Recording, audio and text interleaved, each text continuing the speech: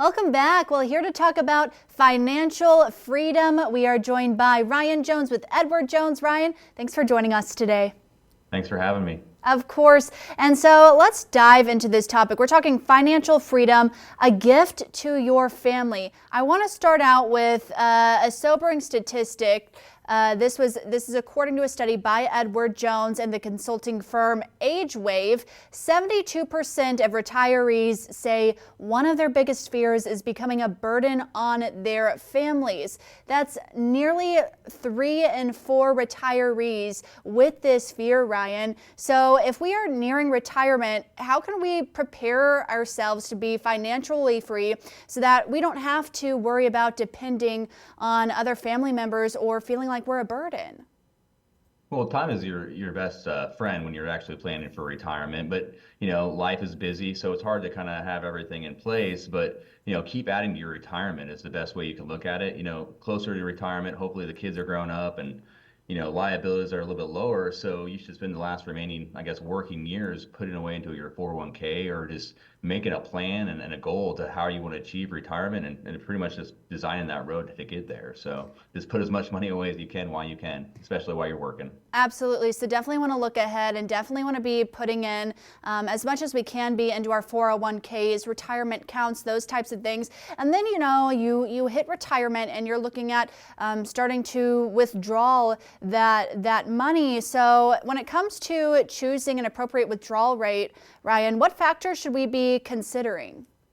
Yeah, Mary, there's a lot of them to choose. I mean, so first off, you got to look at inflation, spousal income, taxes, social security. There's a whole, once again, another picture you have to paint to kind of see what your income looks like and kind of decide where, what that looks like. It could be 3%, 4%.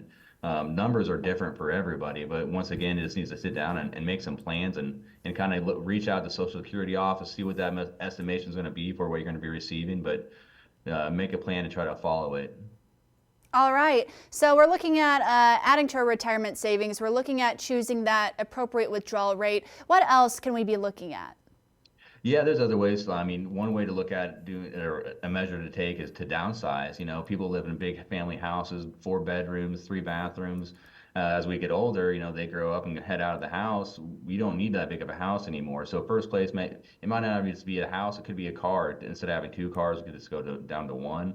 But once again, it's emotional.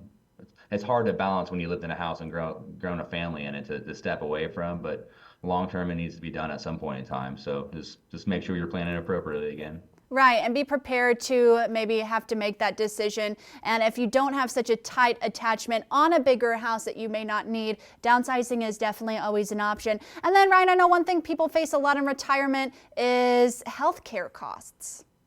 Yeah, well, especially a long-term care cost. So not hospital costs, but nursing homes. And I guess the way you want to look at it. And yeah, once again, I think the same statistic, close to about 3 out of 4 of us are going to spend some type of time inside of a long-term care facility. So, at that point in time, especially when we are younger, still in good health, it's good to look at, just putting a policy in place, that whether they have hybrid policies or anything like that, it's just a good time to actually reach out and probably talk to a professional as far as looking at what the planning looks like for everybody. Some people, need a year, some people might need 4 years. So once again, just having those conversations, sitting down with a professional and also with your family and just make sure everybody's on the same page. Absolutely, Ryan. And you're one of those local professionals that people can reach out to. How can we get in contact with you to go over retirement, making sure that we're meeting our goals for the future? Outstanding. Yeah. Well, best way to reach me is phone number 816-279-1689. I'm one of the offices, Edward Jones office here in town, but there's 9 other ones, and we'll all be willing to help you and sit down with you.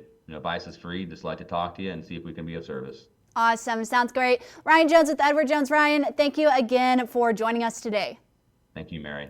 You have a good evening. You too. And stay with us. We'll be right back after a break.